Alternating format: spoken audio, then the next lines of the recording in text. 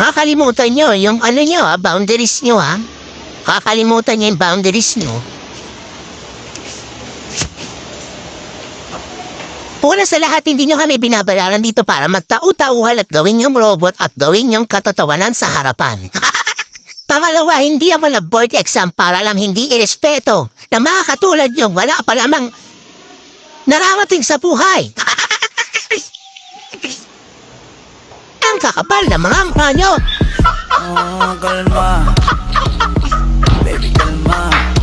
Di nyo nga kaya buhayin yung mga sarili nyo? Bigyan ng dahilan para tabihan ka. Di kayo marunong rumispeto? Kalma. Pwede ka.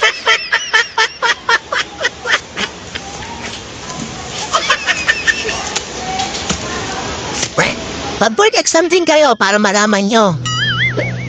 Hanggang saan kayo. Baka hindi pa nga